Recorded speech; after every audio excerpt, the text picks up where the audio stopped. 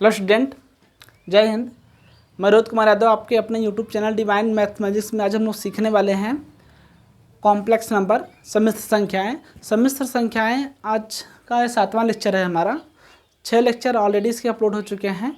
6वें lecture में एक question था, स्टार्टिंग का क्वेश्चन।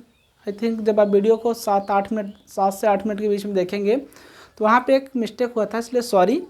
ह्यूमन एरर की वजह से मैं वहाँ पे कुछ मिस्टेक्स हो गई थी मेरे से। मैं 25 + 64 को 90 ऐड कर लिया था, वहाँ पे मेरे से मिस्टेक हो गया था।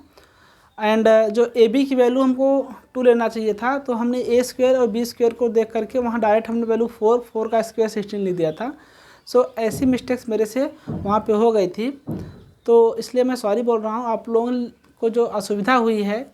और एक आपके बीच के स्टूडेंट उधम जी ने हमें कमेंट करके बताया, बहुत अच्छा लगा कि कम से कम आप लोग हमारे चैनल को देख रहे हैं और क्लियरली देख रहे हैं, केयरफुली देख रहे हैं। ओके, उन्होंने कमेंट करके बताया कि सर यहाँ पे मिस्टेक्स है, तो मैं उस मिस्टेक्स को एक्सेप्ट करता हुआ आज का हम वीडियो स्टार्ट करते हैं। ओके, और वो जो टॉपिक हम रिकवर कर रहे थे वो था square root of a complex number, मतलब किसी भी सम्मिश्र संख्या का वर्गमूल हम लोग कैसे फाइंड आउट करते हैं। वहाँ पे हमसे वो मिस्टेक्स हुई थी, तो आप लोग वहाँ पे जाके करेक्ट कर सकते हैं। और अब उसमें जो क्वेश्चन लिया ही गया था वो उसका जो एडिशन आया था कुछ अलग ही आ गया था, और वो बहुत ही कॉम्प्लिकेटेड क्वेश्चन हो गया था, बट बहुत ईजी क्वेश्चन था। हमारा उद्देश्य ये था कि हम ईजी क्वेश्चन को तो सारे मतलब टीचर्स करा देते हैं, बट हमारा ये एम्स था कि अगर हम किसी चीज़ को ऐसे ले लें, रेंडमली किसी क्वेश्चन को उठा लें तो कैसे सॉल्व करते हैं। अपने मन से क्वेश्चन बनाया गया और अपने मन से सॉल्व कराया गया था। तो एडिशन में थोड़ी सी वहाँ पे मिस्टेक्स हुई थी।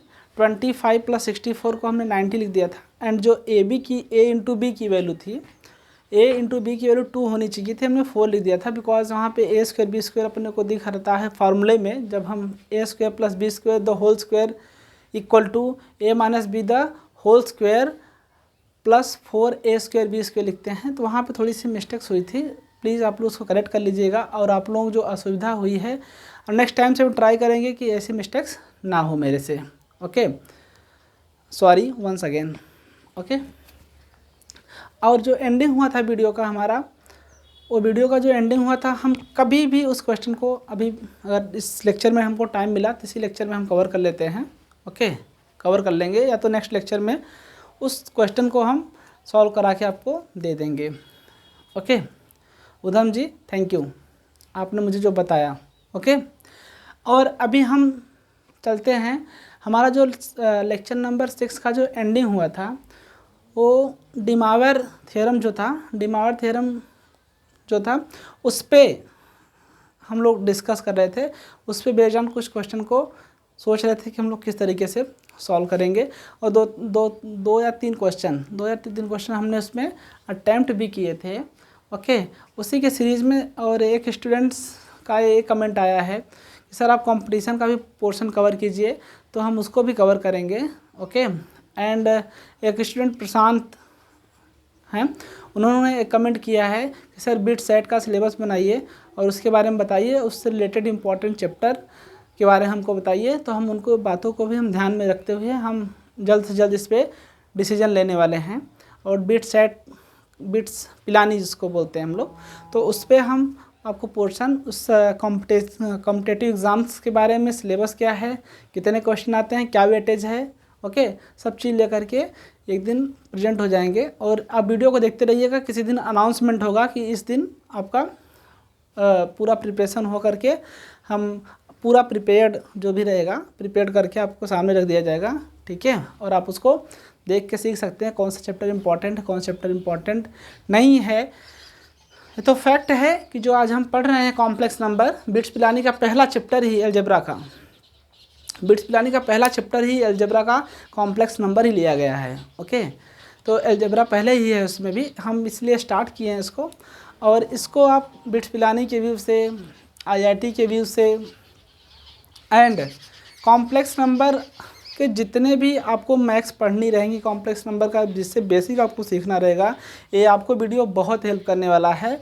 हमारा पढ़ाने का जो उद्देश्य है, इस पे हम लोग जो पढ़ रहे हैं, इस पे हमारा यही एम्स है कि आप लोग किसी भी चीज़ को ईजी तरीके से और एकदम बिना घुमाए फिराए बात की हुई है, आप सीधे सीधे कैसे समझ सकते हैं।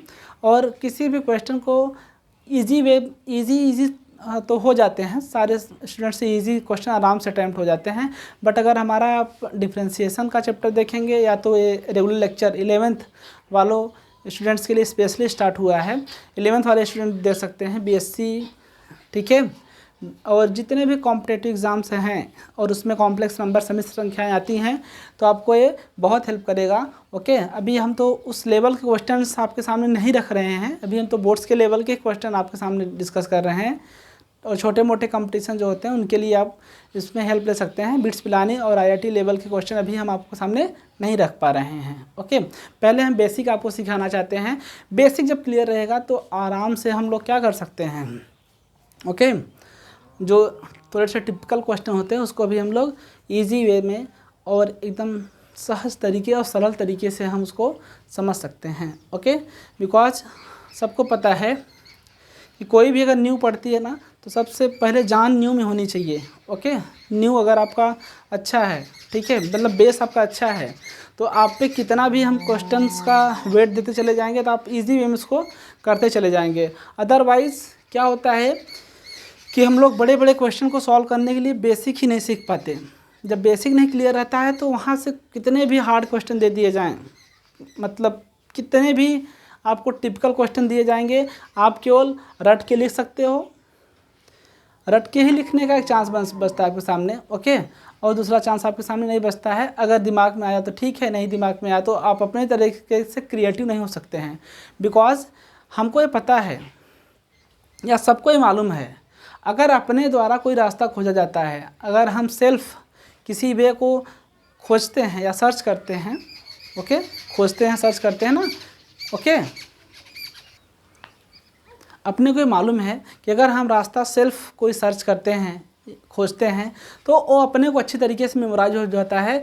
और आसपास के जो और भी मतलब मोहल्ले हो, टोली हो या बस्ती हो, उसके बारे में भी अपने को नॉलेज मिल जाता है कि इधर ये साइड है, इधर इस साइड ये है, इस साइड ये है।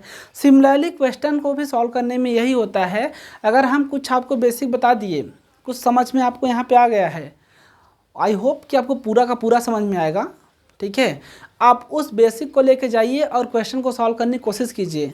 एक दो क्वेश्चन ही अपने मन से कीजिए घर पे, एक दो क्वेश्चन ही घर पे कीजिए।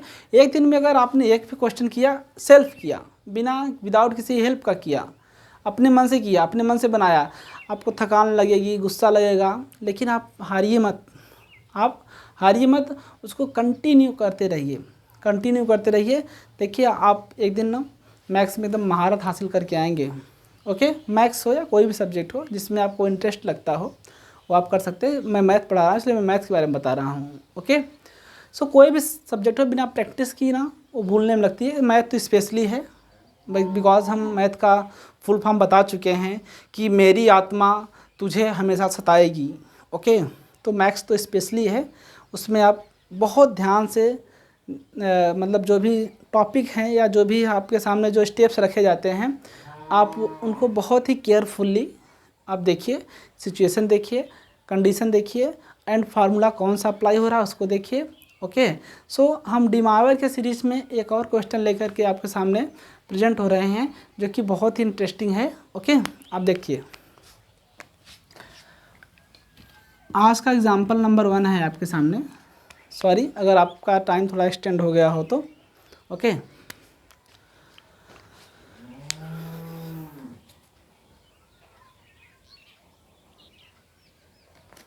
एक क्वेश्चन है, if x plus 1 upon x equal to 2 cos theta, then x the power n plus 1 upon x the power n is equal, then find x the power n plus 1 upon x the power n। Okay, एक question है आपके सामने। इस question को हम लोग किस तरीके से सॉल्व करेंगे,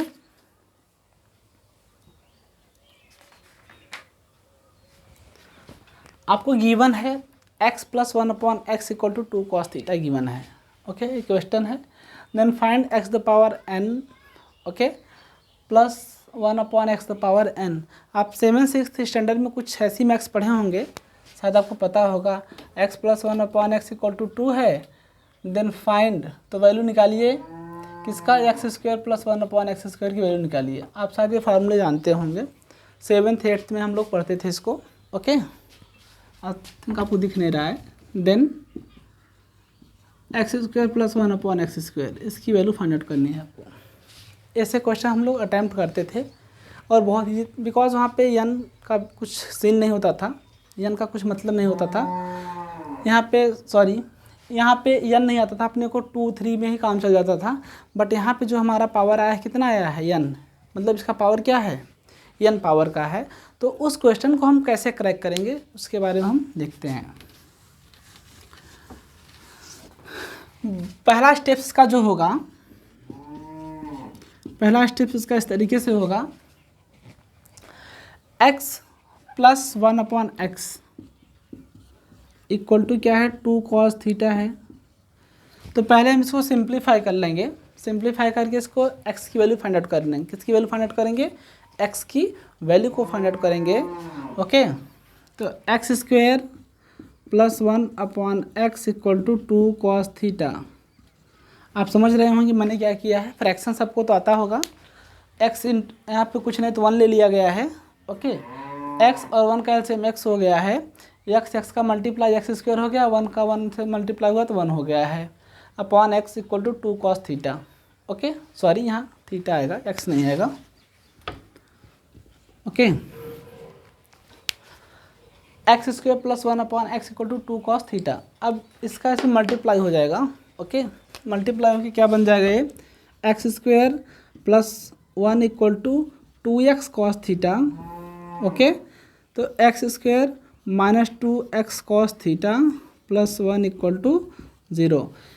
ये क्वाड्रेटिक इक्वेशन का फॉर्म है, मतलब द्विघात समीकरण। आप 10th में पढ़े होंगे।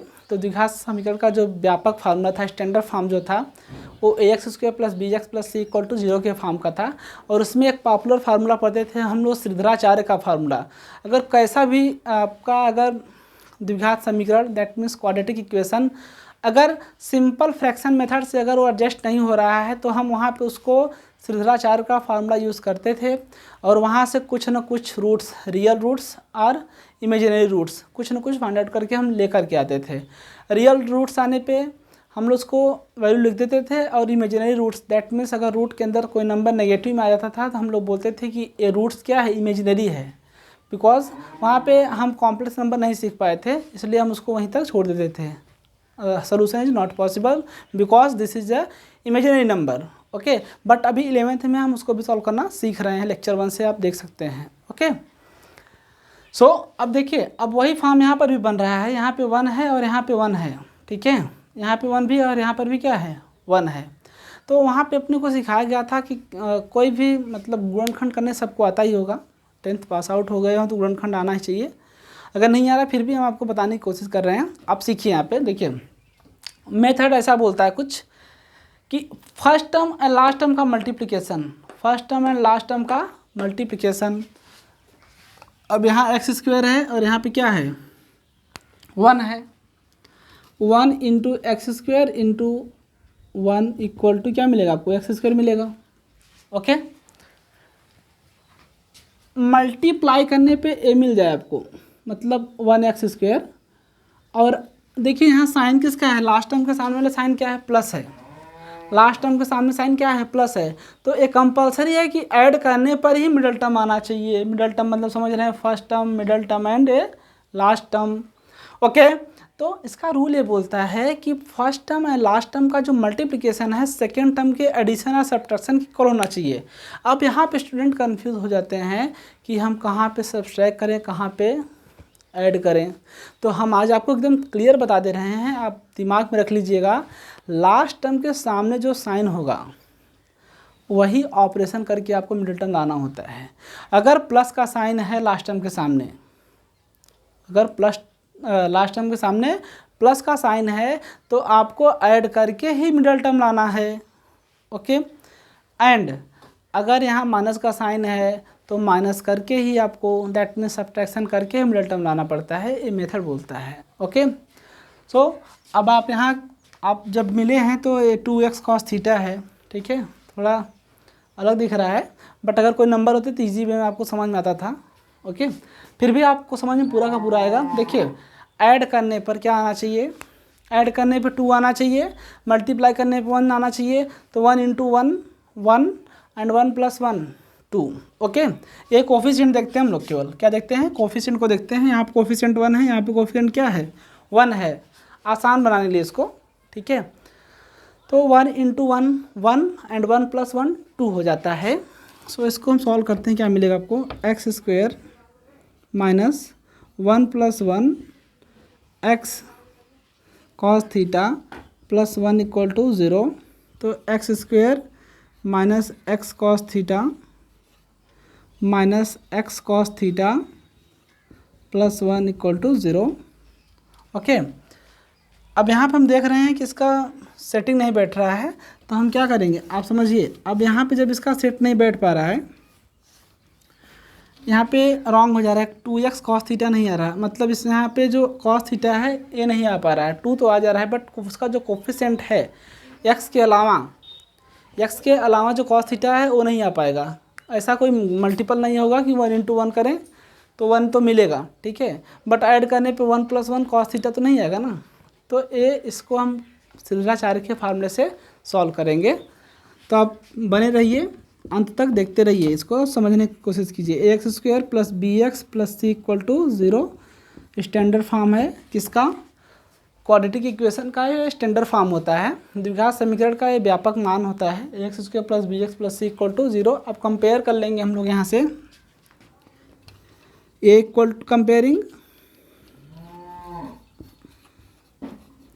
comparing 1 and 2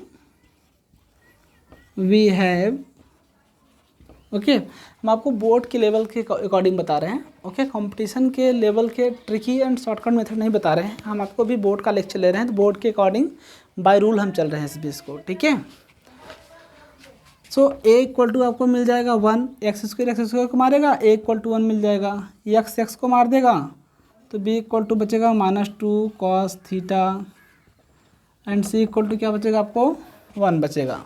ओके, एंड फार्मूले में आपको जो फार्मूला है क्या है, x = -b ± d/2a, या कोई बुक वाले ये भी लिखते हैं x = -b ± b² - 4ac/2a। Okay, हमने इस फार्मूले थोड़ा सा क्वांसाइज किया हुआ है, बिकॉज d की वैल्यू b² - 4ac होती है, इसलिए हमने डायरेक्ट इसको यूज़ कर लिया है। अब हम यहाँ पे आपको d निकाल के दिखाते हैं। d निकालेंगे तो क्या मिलेगा, देखते हैं क्या वैल्यू आती है d की। d = b² - 4ac, जो हम बोलना चाह रहे हैं आप पूरी तरीके से समझ रहे हैं। Okay, b -2 cos theta the whole square -4ac, okay, -2 cos theta the whole square, that means यहाँ बेस हमारा क्या है, नेगेटिव है, और पावर क्या है, इवन है, तो वैल्यू हमेशा क्या मिलेगी, पॉजिटिव मिलेगी। एंड 2 2 क्या आ जाएगा, 4 cos² थीटा -4। ओके, 4 कॉमन ले लेंगे तो क्या बचेगा, cos² थीटा -1 बच जाएगा। Okay, by trigonometric identities we know that sin² theta + cos² theta = क्या होता है, 1। तो sin² थीटा = क्या बचेगा आपको, 1 - cos² थीटा, बट यहाँ पे थोड़ा सा उल्टा हुआ है, cos² थीटा -1 आया है। ओके, cos² थीटा -1 जब आया है तो हम इसको क्या करेंगे, माइनस साइन यहाँ से कॉमन लेंगे तो प्लस का माइनस और माइनस का क्या हो जाएगा, प्लस हो जाएगा। ओके, यहाँ पे जो माइनस अगर हम कॉमन ले लेंगे तो यहाँ क्या मिल जाएगा अपने को, 4। ओके, एंड माइनस यहाँ लिख लेंगे 1 - cos² थीटा हो जाएगा। अब ये हम इसको एक परफेक्ट स्क्वायर बनाना चाहते हैं, क्योंकि ये जो नंबर है वो कहाँ जाने वाला है, रूट में जाने वाला है। ओके, इसलिए हम ये कोशिश कर रहे हैं कि हम इसको क्या बना दें, परफेक्ट स्क्वायर के फॉर्म में बन जाए। ओके, सो -4 हो जाएगा ये। Okay, minus sign square theta हो जाएगा। आप समझ रहे हैं इसको? Okay, very good. अब ध्यान समझते हैं, एक्स की वैल्यू निकालने की कोशिश करते हैं। X equal to -b plus minus D, D मतलब समझ रहे हैं आप, -4 sine square theta. Okay, upon b की वैल्यू क्या है, -2 cos theta plus -4 sine square theta upon 2। Okay, हमने b की वैल्यू को सब्स्टिट्यूट किया, यहाँ पे माइनस पहले का है और यहाँ फार्मूले का माइनस है। ओके, ये फार्मूले का माइनस है और यहाँ पे b की वैल्यू ऑलरेडी माइनस में है एंड हमको d की वैल्यू यही मिली है। आप समझ रहे हैं, यहाँ से हमने कॉमन लिया, इसको परफेक्ट स्क्वायर बनाने का कोशिश किया गया है। ओके, और ये परफेक्ट स्क्वायर बना भी है, कोशिश ही नहीं है, बन भी गया है ये। Okay, so x equal to minus minus plus 2 cos theta plus minus, अब यहाँ से हम देख रहे हैं अगर 4 को कॉमन लेंगे तो क्या बचेगा। अब हम इसको क्या करते हैं, यहाँ पे 4 साइन स्क्वायर थीटा लिखेंगे। क्या लिखेंगे, 4 sine square theta into iota लिख देंगे, बिकॉज हम इसके बारे में बता चुके हैं लेक्चर नंबर 2 में।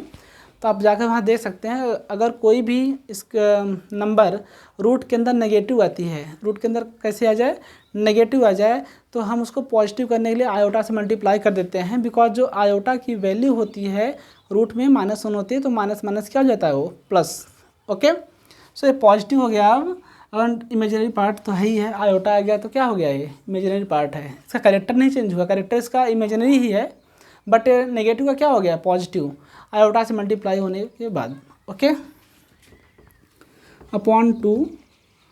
ओके, सो अब आगे चलते हैं हम लोग। x equal to 2 cos theta plus minus, अब यहाँ से 4 साइन स्क्वायर थीटा कॉमन निकलेगा रूट से, तो क्या बचेगा, 2 साइन थीटा, 2 आयोटा लिख सकते हैं इसको हम लोग, 2 iota sine theta. Okay, because iota तो रूट के अंदर नहीं है ना, रूट के बाहर ही है वो। 2 कॉमन ले लेंगे, cos theta plus iota plus minus iota sine theta upon 2 से क्या हो जाएगा, cancel out. x equal to cos theta plus minus iota sine theta, ये आपको x की वैल्यू मिली। ओके, इक्वेशन नंबर 3, आप इसको नोट कर लीजिए। Okay,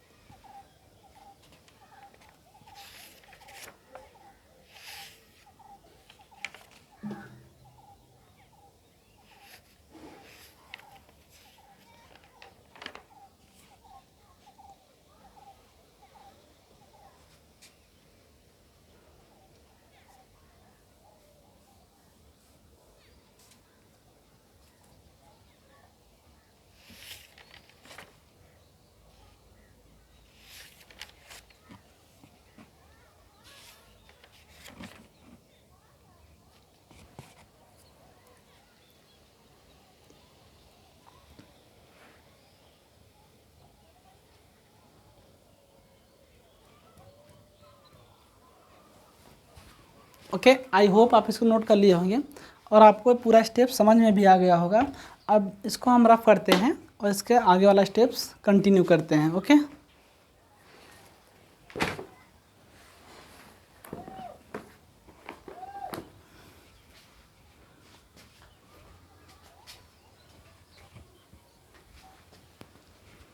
okay.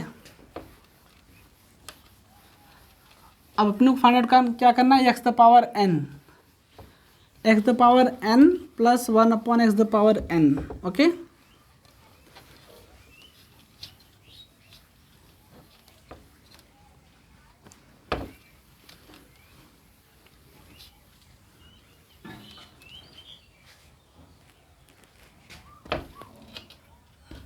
Okay, okay. अपने को क्या फाइंड आउट करना है, एक्स द पावर n। अब x की वैल्यू आपको मिल चुकी है, शायद आपको समझ में भी आया होगा। वहाँ इस स्टेप तक आपको कुछ डाउट नहीं हो सकता है। यहाँ से आप थोड़ा सा देखिए, d इक्वल टू हमने फार्मूला लगा दिया, बिकॉज जब किसी भी क्वाड्रेटिक इक्वेशन का, दैट मीन्स द्विघात समीकरण का क्वाड्रेटिक इक्वेशन का जब फॉर्म नहीं बनता है तो हम लोग वहाँ पे श्रीधराचार्य का फार्मूला यूज़ करते हैं, जो कि आपको लिख कर हमने यहाँ बताया था। और इसका फार्मूला दो तरीके से लिखा जाता है, x equal to minus B plus minus root of D upon 2a, या x equal to minus B plus minus root of B square minus 4ac upon 2a। Okay, अपनी अपनी पसंद है, जिसको जैसा करना हो कर सकता है। हमको ये पसंद है, हम ये लिखते हैं। Okay, d equal to B square minus 4ac, हमने यहाँ पे d की वैल्यू फाइंड आउट किया, और d कोशिश ये करते हैं कि परफेक्ट स्क्वायर बने। अगर नहीं बना, ज़बरदस्ती नहीं बनाया जाएगा। ओके, वो रूट के अंदर ही रह जाएगा, कोई बात नहीं उससे, ठीक है। बट अगर बन रहा है तो बना दिया जाता है। यहाँ पे आइडेंटिटी थोड़ी सेट हो रही थी तो हमने थोड़ा सा इसको एडजस्ट कर लिया है, कॉस स्क्वायर थीटा माइनस 1।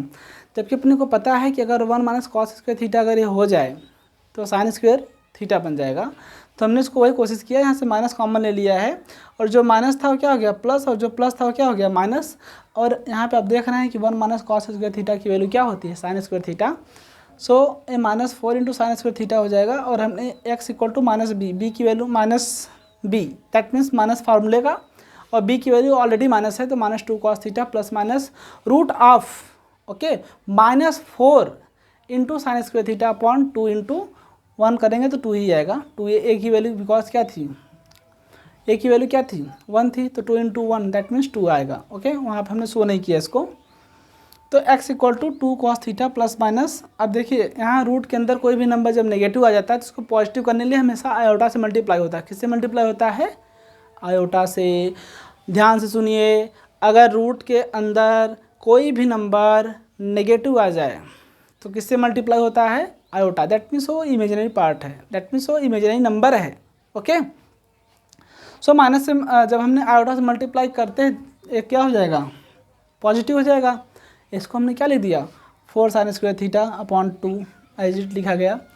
अब यहाँ से हमने क्या किया 4 को जब बाहर लेंगे तो 2 हो जाएगा, साइन स्क्वायर को जब बाहर निकालेंगे तो साइन हो जाएगा, आयोटा तो ऑलरेडी रूट से बाहर था तो हमने इसको लिखा 2। अब बाकी तो एज इट आएंगे, x equal to 2 cos theta plus minus 2 iota into sine theta upon 2, 2 ऊपर से कॉमन लिया गया है तो क्या बचा, और यहाँ का ये माइनस माइनस प्लस हो गया है। ओके, एंड जब 2 कॉमन लेंगे तो cos theta plus minus iota sine theta upon 2, तो x की वैल्यू आपको फाइनली x इक्वल टू क्या मिला, cos theta plus minus iota sine theta मिला। अब आपको x के पावर n की वैल्यू चाहिए, प्लस 1 अपॉन x के पावर n चाहिए। ओके, तो ये एकदम डिमावर थ्योरम का फॉर्म बना रहा है, बिकॉज एक हमने बताया था कि cos theta plus iota sine theta, that means sign के साथ हमेशा आयोटा रहेगा, तभी आप डिमावर थ्योरम को अप्लाई कर सकते हैं, अदरवाइज आप नहीं कर सकते, एडजस्ट करना पड़ता है उसको। ठीक है, एडजस्ट करना पड़ता है। ऐसे भी क्वेश्चन हमने लेक्चर नंबर 6 में कवर किए हैं कि जो डिमावर थ्योरम को नहीं फॉलो, मतलब डिमावर थ्योरम आप सीधे उसमें नहीं लगा सकते, ऐसे भी क्वेश्चन हमने अटैम्प्ट कराए हैं लेक्चर नंबर 6 में, आप जाके वहाँ देख सकते हैं। ओके, नहीं तो स्टूडेंट्स क्या करते हैं, कॉस थीटा और आयोटा साइन थीटा दिखा, आयोटा किसके साथ है, आई के कॉस के साथ है कि साइन के साथ है, ये कोई स्टूडेंट ध्यान नहीं देते तो वहीं मिस्टेक हो जाती है। बट आप लोग ध्यान दीजिएगा, सारे स्टूडेंट्स को हमारा जो वीडियो है आप शेयर कीजिएगा, उनको बताइएगा, ओके, प्रूफ के साथ बताइएगा कि आयोटा हमेशा साइन के साथ रहेगा, तभी आप डिमावर थ्योरम को अप्लाई कर पाएंगे, अदरवाइज आप डिमावर थ्योरम को अप्लाई नहीं कर पाएंगे। कॉस थीटा हमेशा रियल पार्ट होता है, स्टार्टिंग में हमने बताया है। ओके, ध्यान से देखते हैं। एक्स द पावर एन चाहिए अभी आपको। एक्स इक्वल टू, समझ रहे हैं ना, cos theta plus iota sine theta whole the power N, because X की वैल्यू तो यही है, तो cos theta cos N theta plus iota sine N theta, क्यों, बाई डीमावेयर्स थ्योरम, मतलब डीमावर के प्रमेय से। ओके, एक क्वेश्चन नंबर आपका क्या बन जाएगा, 4 बन जाएगा, प्लस माइनस रहेगा। Okay, 1 upon x the power N equal to 1 upon cos theta plus iota plus minus iota sine theta whole the power N हो जाएगा। जब हम इसको ऊपर ले जाएंगे तो ये बात सबको पता है कि किसी भी नंबर को जब हम नीचे से ऊपर या ऊपर से नीचे, दैट मीन्स न्यूमरेटर से डिनोमिनेटर या डिनोमिनेटर से न्यूमरेटर में लेके जाते हैं तो उसका साइन, उसका जो पावर का साइन है वो चेंज हो जाता है। तो जो प्लस एन है क्या हो जाएगा, माइनस एन हो जाएगा। Cos theta plus minus iota sine theta whole the power minus N हो जाएगा ये। अब ये क्या बन जाएगा,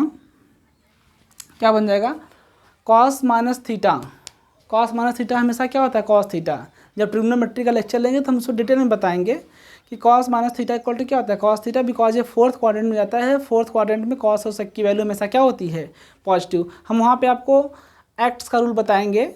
okay, all student take coffee का रूल बताएंगे, तो आप वहाँ पे समझ जाएंगे, सारे डिटेल समझ में आ जाएगा आपको। ओके, सो कॉस माइनस तो आएगा ही आएगा,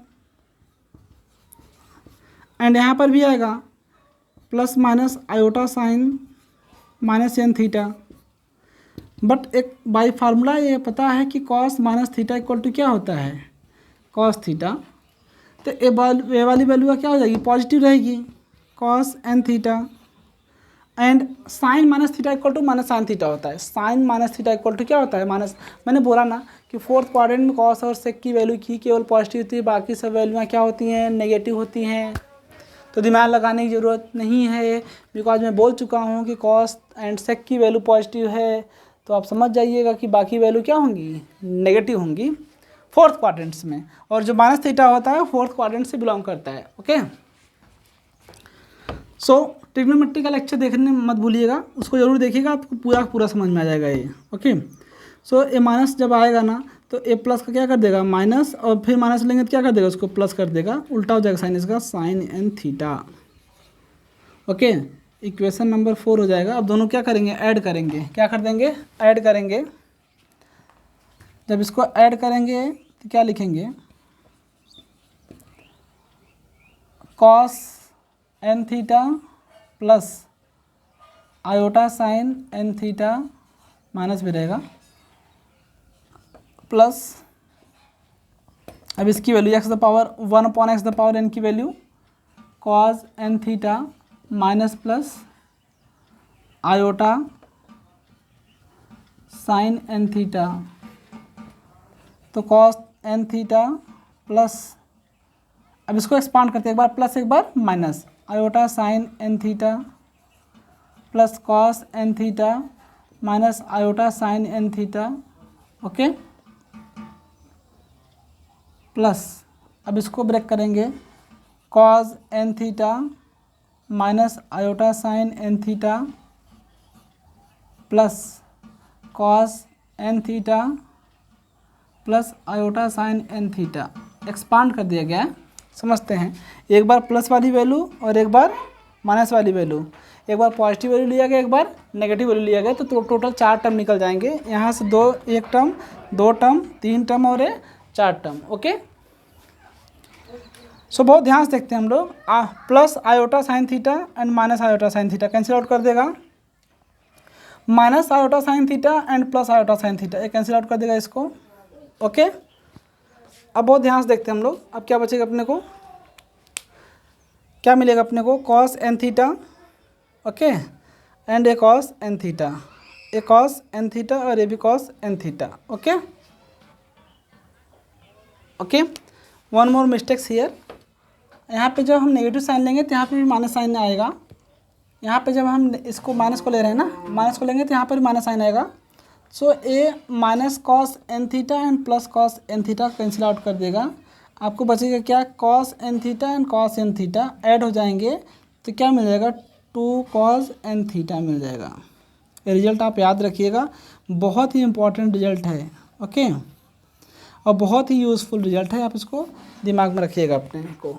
अगर यहाँ पे पावर, सपोज यहाँ पावर 5 रहेगा ना, तो यहाँ 5 थीटा आएगा। यहाँ पे 5 होगा, यहाँ पे भी 5 होगा, तो यहाँ 5 थीटा हो जाएगा। अगर यहाँ 7 रहेगा तो यहाँ 7। आप सिंपल तरीके से इस रिजल्ट का यूज़ करके, अगर ऐसे क्वेश्चन आपके सामने पढ़ते हैं तो आप सिंपल तरीके से आप इसको सॉल्व कर सकते हैं इस रिजल्ट के हेल्प से। आप इसको नोट कर लीजिएगा, इस साइड का पार्ट। ओके,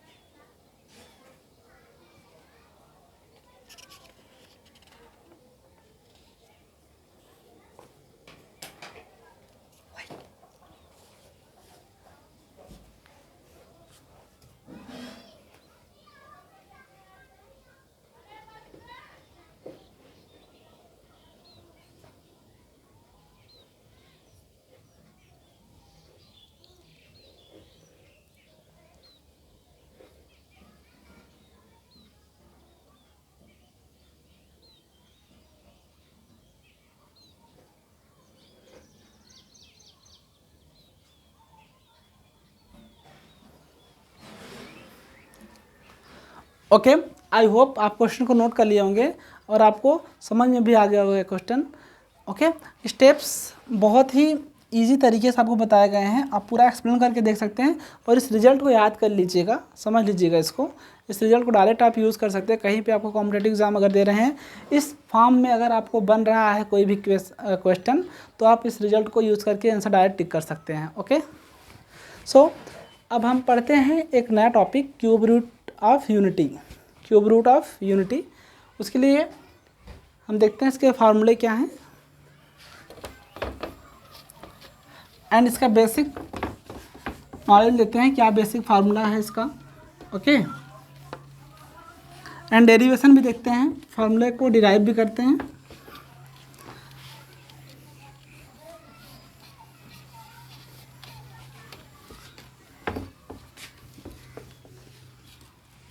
ओके, सो स्टार्ट करते हैं interesting topic, cube root of unity. Okay, cube root of unity that means इकाई के घनमूल। ओके, इकाई घनमूल हम लोग सीखने वाले हैं। हिंदी मीडियम वाले बच्चे समझ सकते हैं, इकाई घनमूल उनको मिल जाएगा इजी वे से। एंड जो हिंदी मीडियम के बच्चे हैं उनको भी हेल्प होनी चाहिए। ओके, एंड अगर आपको ये वीडियो पसंद आए तो आप इसको like, comment, subscribe and share करना ना भूलें। ओके, बिकॉज सारे स्टूडेंट को इसका बेनिफिट मिलना चाहिए। ओके, सो स्टार्ट करते हैं।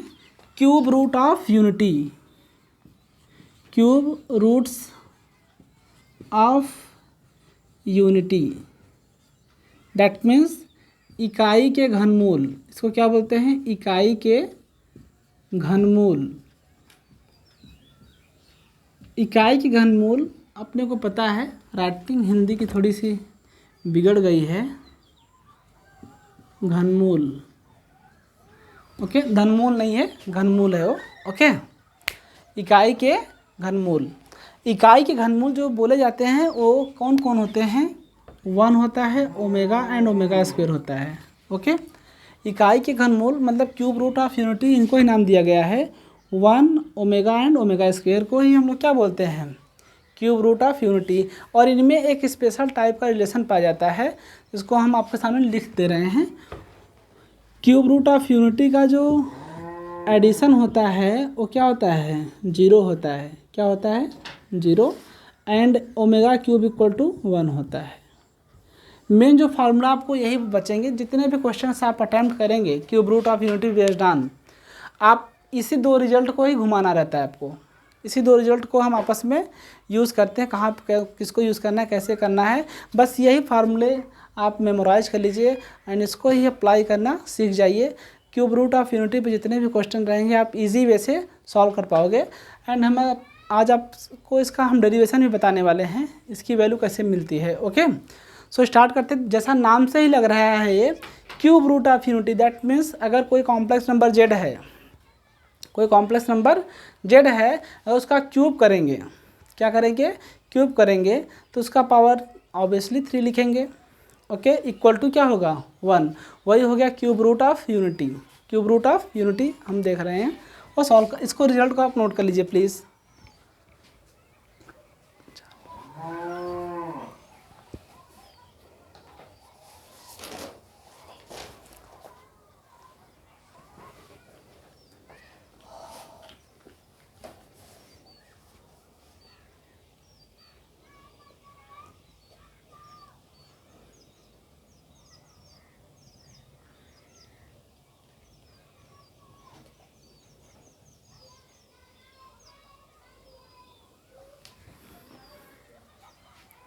ओके, सो स्टार्ट करते हैं एंड रफ करते हैं इसको, और इसको हम प्रूव करके आपको दिखाएंगे कि इसकी वैल्यू 0 कैसी आ रही है, इसकी वैल्यू कैसे 0 आ रही है उसको भी हम आज आप सामने प्रूव करेंगे, और इसकी वैल्यू 1 कैसे आ रही है ये भी हम आपको आज प्रूफ करेंगे। ओके, सो लेट नहीं करते हैं।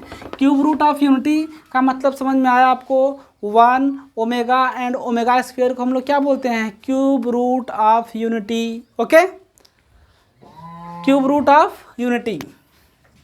सो प्रूफ करते हैं हम इसकी वैल्यू को। Let us consider Z be a complex number, Z be a complex number. हमने मान लिया कि जेड कोई एक सम्मिश्र संख्या है, जेड एक कोई क्या है, सम्मिश्र संख्या है। Okay, so z equal, according to questions जो हमारा टॉपिक है, जेड क्यूब इक्वल टू क्या मिलेगा, 1 मिलेगा। Okay, then Z cube minus 1 यहाँ लिखेंगे हम लोग, जेड क्यूब इक्वल टू 1 मिलेगा, cube root of unity. Okay, Z cube minus 1 equal to क्या मिल जाएगा, 0। अब आप बचपन से पढ़ते हुए आ रहे होंगे या 9th स्टैंडर्ड से आप देखे होंगे, एंड जो सीबीएसई बोर्ड के बच्चे हों तो उनको फैक्टर पहले से मिलना शुरू हो जाता है। तो देखते हैं कि जितने पावर का हमारा पॉलिनॉमियल होता है या जितने पावर का हमारा क्वाड्रेटिक इक्वेशन होता है उतने ही रूट उसके पॉसिबल होते हैं। तो यहाँ पे 3 पावर है जेड का, कितना पावर है, 3। तो यहाँ पे 3 इसके रूट्स मिलेंगे, कितने रूट्स मिलेंगे, 3, और तीनों रूट्स का नाम आपको पता है, 1 है, ओमेगा एंड ओमेगा स्क्वायर है। इसी को हम लोग क्या बोलते हैं, क्यूब रूट ऑफ यूनिटी बोलते हैं। सो इसमें हम एक बहुत ही इंटरेस्टिंग फार्मूला आपको बताने वाले हैं, a cube minus b cube का फार्मूला लगा देंगे। फार्मूला क्या है, a minus b a square plus a b plus b square, यही फार्मूला हम लोग यूज़ करेंगे। ओके, जेड का क्यूब ऑलरेडी है, 1 का क्यूब करें चाहे पावर 5 करें 4 करें, कुछ नहीं बोलने वाला हो, तो 1 उसकी वैल्यू 1 ही आती है। ओके, सो इसको हम लिख सकते हैं जेड का क्यूब माइनस 1 का cube equal to 0।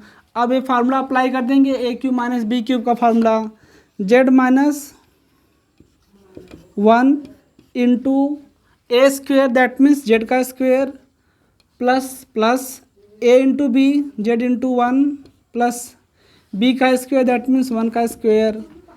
So z minus 1 into z square plus Z plus 1 equal to 0, z into 1 that means z and 1 का स्क्वेयर 1 बना।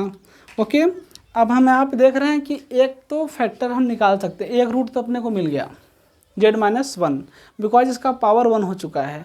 सो यहाँ से हम वैल्यू निकाल सकते हैं, बट इसके साथ जो मल्टीप्लाई के फॉर्म में बन रहा है वो Z square plus Z plus 1, that means A Z में क्वाड्रेटिक बन रहा है, जेड में क्या बन रहा है, क्वाड्रेटिक इक्वेशन बन रहा है, दैट मीन्स जेड में द्विघात बन रहा है, जेड में क्या बन रहा है, द्विघात समीकरण बन रहा है, बिकॉज इक्वल टू क्या है, 0 आ रहा है।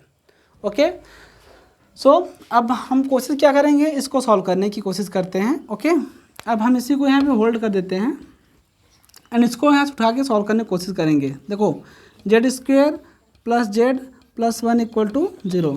यहाँ से आप देख रहे हैं कि first term and last term का मल्टीप्लिकेशन 1 आ रहा है और ऐड करने पे क्या आना चाहिए, 1 आना चाहिए।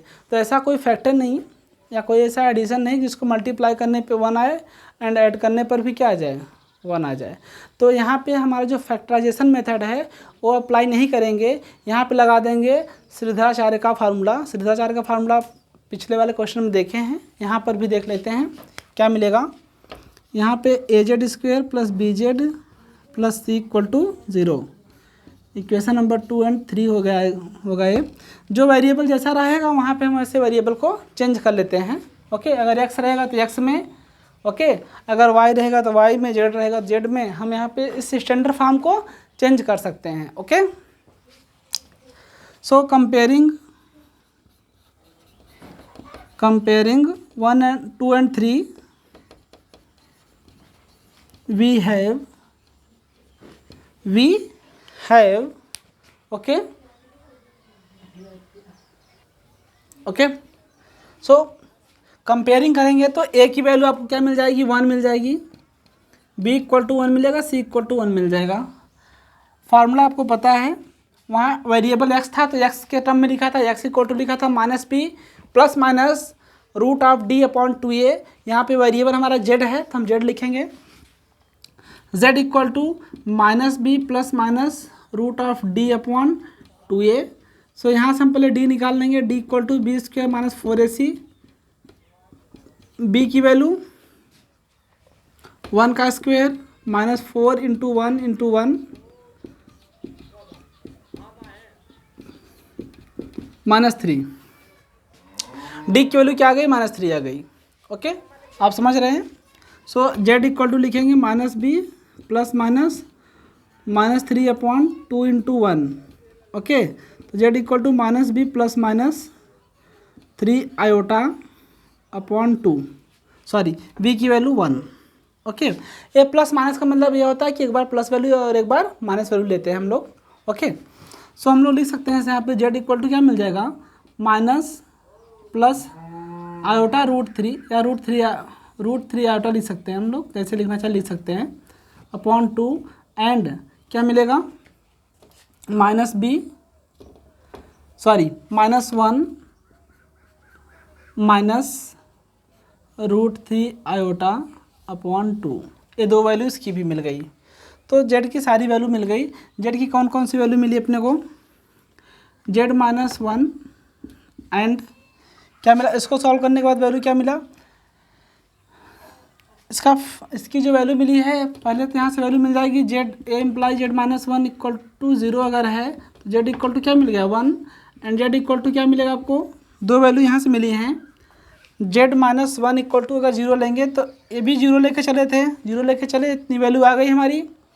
सो इसके दो रूट्स हमको अपने को यहाँ से मिल गए, एक रूट्स यहाँ से मिल जाएगा, z-1 इक्वल टू 0, तो क्या हो जाएगा, ये इम्प्लाई करेगा z इक्वल टू 1। तो पहला इसका cube root of unity 1 and दूसरा ओमेगा की value -1 plus iota √3/2 and omega square equal to -1 minus of, sorry यहाँ माइनस नहीं आएगा, आयोटा √3/2। ओके ओके, अब हम देखते हैं, इसको सॉल्व करने की कोशिश करते हैं। इसका जो हमने रिजल्ट लिखा था आपके सामने, 1 plus omega square equal to 0, ये प्रूफ करते हैं आपके सामने। ठीक है, ये तो इसका आंसर आ गया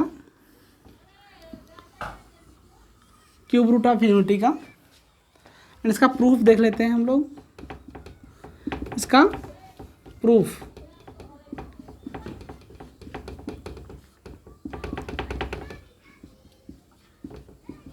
okay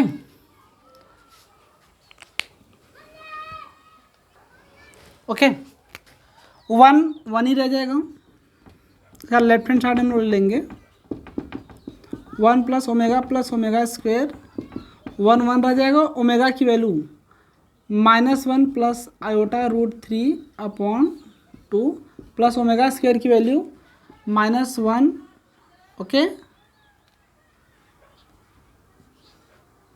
minus iota √3/2 1 plus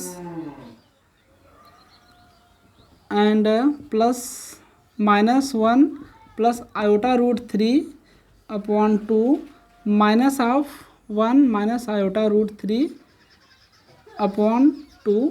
okay, अब इनको हमने एक साथ कर लिया बिकॉज दोनों के डिनोमिनेटर क्या थे, इक्वल थे। इसको सिंप्लीफाई करते हैं हम, ए माइनस और ए प्लस माइनस और ए प्लस और ए माइनस माइनस हो जाएगा, कुछ फर्क नहीं पड़ेगा। Okay, 1 plus minus of 1 plus iota root 3 minus 1। Okay, and minus iota root 3 upon 2। And समझ रहे हैं आप, ए प्लस आयोटा रूट 3 है and a minus iota root 3 है, कैंसिल आउट हो जाएंगे। आपको 1 प्लस -1 -1 -2 अपॉन 2 मिलेगा। 2 को मारेगा, -1 बचेगा, 1 -1 इक्वल टू क्या मिलेगा, 0। तो आपने ये प्रूफ कर लिया कि 1 प्लस राइट हैंड साइड आ गया आपको। आपने प्रूफ किया 1 plus omega square equal to क्या, 0। इसका डेरिवेशन आपने कर लिया, कैसे हो रहा है आप समझ रहे हैं। ओके, बहुत सिंपल, बहुत इंटरेस्टिंग और बहुत ही मज़ेदार क्वेश्चन था ये। आप इसको नोट कर सकते हैं या तो आप इसका एसएस ले सकते हैं।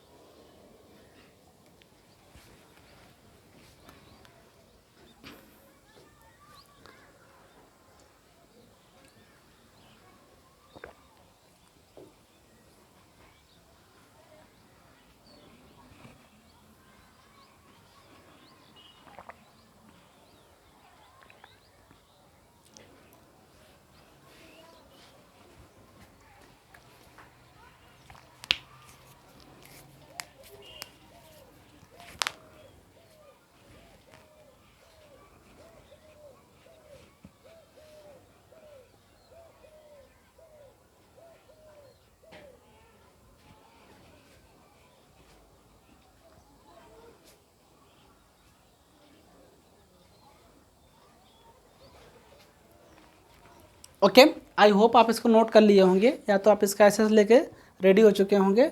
ओके, अब हम एक छोटा सा और टॉपिक इसमें पेंडिंग रह गया है, ओमेगा क्यूब इक्वल टू 1 कैसे मिला, ओमेगा क्यूब इक्वल टू 1 ही क्यों आया, उसको हम देखते हैं। ओमेगा क्यूब इक्वल टू 1 कैसे वैल्यू आए उसको हम यहाँ प्रूफ करते हैं। 2-3 लाइन में आंसर आ जाएगा, ज़्यादा लंबा चौड़ा नहीं खींचेगा ये, ठीक है। ओके, देखते हैं ओमेगा क्यूब इक्वल टू 1 कैसे मिली वैल्यू। 0 क्यों नहीं है, 2 क्यों नहीं आए, और भी क्यों नहीं आया, और भी नंबर क्यों नहीं आया, 1 ही क्यों आया, वो देखते हैं। प्रूफ के साथ देखते हैं। ओमेगा क्यूब इक्वल टू 1 होता है, अब इसको हम प्रूफ करने जा रहे हैं। इसका प्रूफ, ओमेगा क्यूब को हम क्या लिख सकते हैं, ओमेगा स्क्वायर इंटू ओमेगा लिख सकते हैं। ओमेगा स्क्वायर की वैल्यू आप समझ रहे हैं क्या है, -1 minus iota root 3 upon 2 into -1 plus iota root 3 upon 2। Okay, so simple multiplication हम देखना चाहते हैं यहाँ पे। -1 एंड -1 क्या मिलेगा, +1 -1 into plus iota root 3 minus iota root 3 minus and minus plus iota root 3। Okay, and minus and a plus minus iota into iota, iota into iota. देखिए बहुत ध्यान समझिए, इंटरेस्टिंग क्वेश्चन है। ऊपर का ऊपर मल्टीप्लाई होता है, नीचे का नीचे मल्टीप्लाई होता है। तो -1 इंटू -1 माइनस माइनस +1 बचा, -1 इंटू प्लस आयोटा रूट 3, तो ए माइनस और ए प्लस माइनस हो गया। अब इसका मल्टीप्लाई करेंगे तो minus into minus minus minus plus iota root 3 into 1, तो iota root 3 and a minus और a plus minus iota into iota, iota का स्क्वायर हो जाएगा ये, एंड रूट 3 इंटू रूट 3 क्या हो जाएगा, 3 हो जाएगा। ओके, पता है ना, root 3 into root 3 that means √9, और जो √9 को बाहर निकालेंगे तो क्या हो जाएगा, वो 3 हो जाएगा, अपॉन 4 हो जाएगा ये।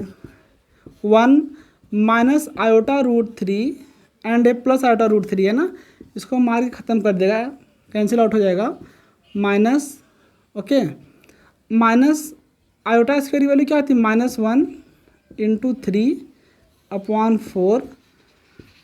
1 माइनस माइनस क्या हो जाएगा, प्लस 3 1 जा 3/4, तो 1 + 3 4/4 इक्वल टू क्या आ जाएगा आपको 1। तो यही मिला आपको omega cube equal to 1। Okay, hence proved. Okay, आप इसको नोट कर लीजिए।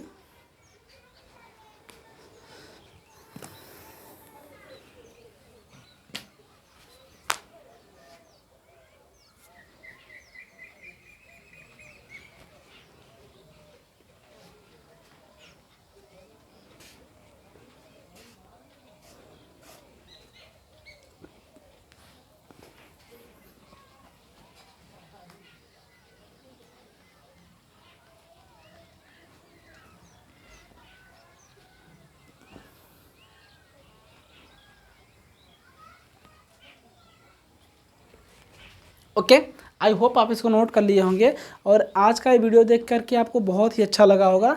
आप कमेंट बॉक्स में आप ज़रूर कमेंट कीजिएगा अगर इससे रिलेटेड कुछ डाउट्स हैं। ओके, और हमारा जो वीडियो है आप इसको अपने दोस्तों के साथ और अपने रिलेटिव्स के साथ, जो आपके फ्रेंड सर्कल में जितने भी लोग हैं, आप वीडियो को शेयर कर दीजिएगा, बिकॉज उनको भी हेल्प हो जाएगी। ये वीडियो देख कर उनको समझ में आ जाएगा ओमेगा क्यूब इक्वल टू 1 कैसे आ रहा है। और आज का ये क्लास बहुत ही इंटरेस्टिंग, बहुत ही मज़ेदार क्लास हुआ। सो अब मिलेंगे नेक्स्ट वीडियो में, तब तक के लिए